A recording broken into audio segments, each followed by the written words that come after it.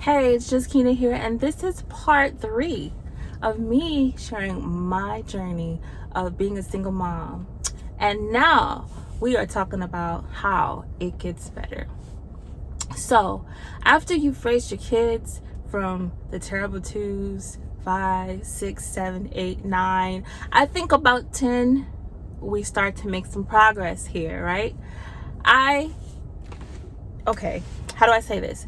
I know that there are some moms out there who are super moms, okay?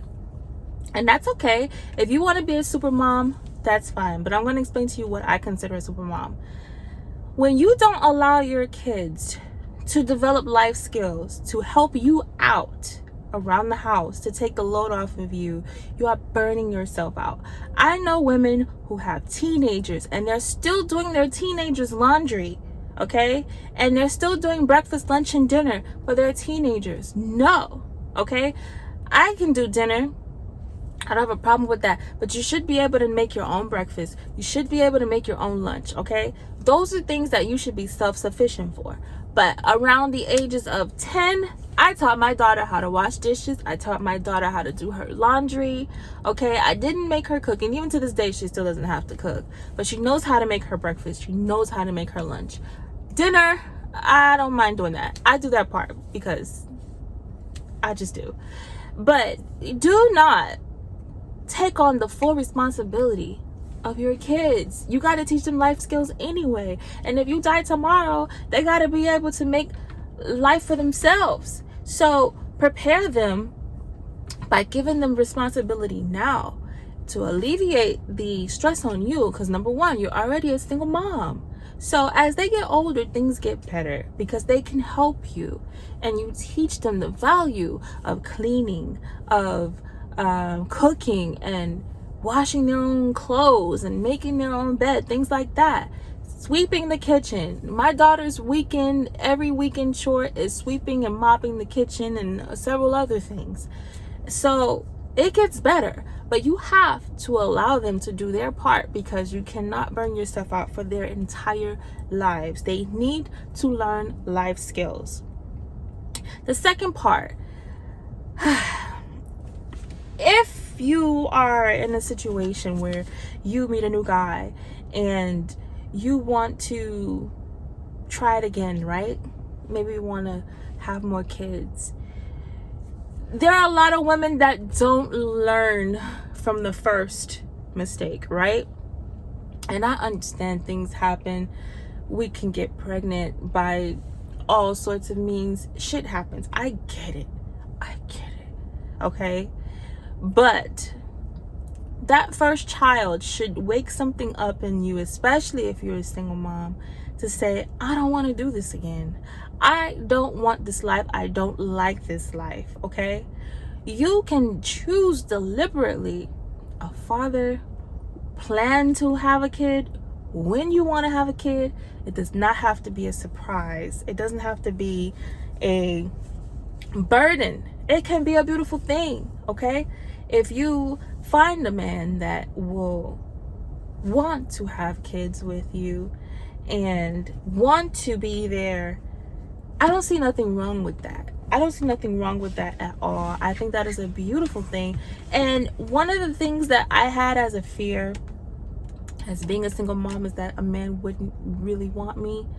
And I know that that's not true because I have dated several people. But, you know, as a single mom, you always have that stigma that society puts on us that we're damaged goods or we're a single mom and nobody, really wants to take you serious and all this other stuff.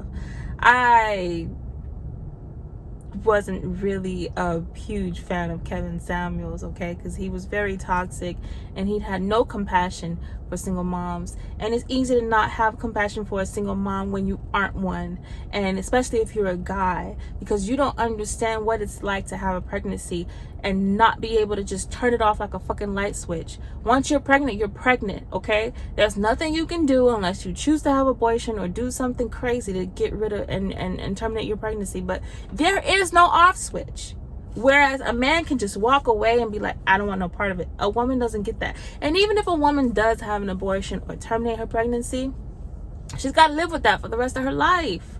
So there is no off switch of being a mom. You are always a mom in some way, somehow, on some level. So society has not been easy on single moms, but even though it takes two, okay? So as much as there are single moms, there are men abandoning their kids, and nobody is putting that much pressure on the men abandoning their kids and not doing their part. But if you meet a guy, that would be a beautiful thing. It's possible somebody could actually really come into your life and say, hey, I choose you.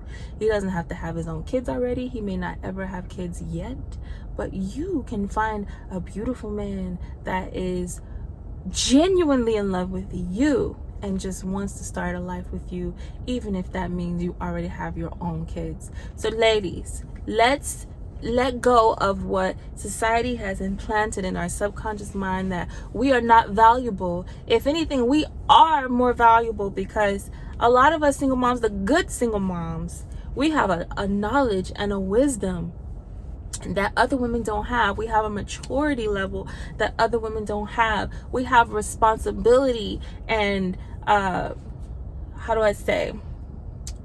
we're more responsible because we've had to grow up so fast, because we've had to put away our burdens and our fears to become strong mothers. We are more prepared to deal with a man and nurture a man than a woman who may not have ever had kids. So don't let society make you feel like you are not valuable, because you are. And I wish all of you beautiful single mothers and single fathers out there all the blessings that the universe can provide. And work on being positive, work on believing that it gets better, because it does. I am so thankful that you guys have listened to my life story, and I have more to come. Okay, so this is Single Mom Out. It's just Kina, and I'll talk to y'all later. Bye.